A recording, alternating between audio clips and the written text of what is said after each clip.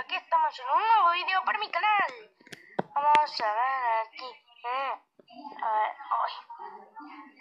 ver, ¿veis? Tenemos 125 duendes. No se ve bien, pero bueno, ya lo digo yo. Y tenemos una tropa en el castillo. Es que es verdad, no se ve nada bien. Que coste eso. Y vamos a atacarle a un ayuntamiento 8. Y sin hechizo. Y si no encontramos un fácil... ¿What? Mira, ya está. Un intento chufarlo. Y no tiene nada encima de todo. ¡Ey!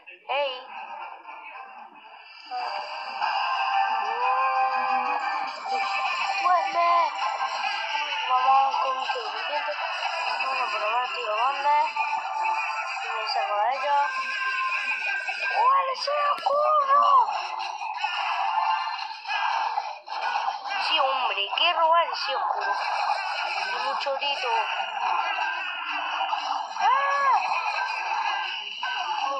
Ya hemos ganado, ¿eh? Se cortó una mina. ¡Eso!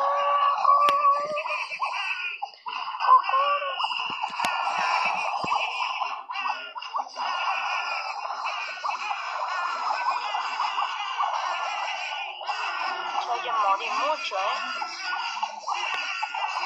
El último duende. Un 10% con una estrella. Adiós. 10 de DC oscuro. ¡Qué pro! 10.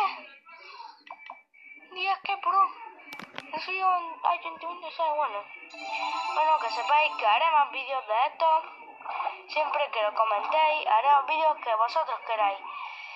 Bueno, ya sabéis que subiré el vídeo pronto. El lunes, bueno, mañana lo subiré. Bueno, y no olvidéis suscribir a mi canal. Y quien me lo ha dicho ha sido aquí, Extelios Troll. Me ha hecho lo que me ha recomendado que haga este ataque. Miradlo. Le he visitado ya en los 3 últimos vídeos de Clash of Clans TH8, muy bueno, muy pro.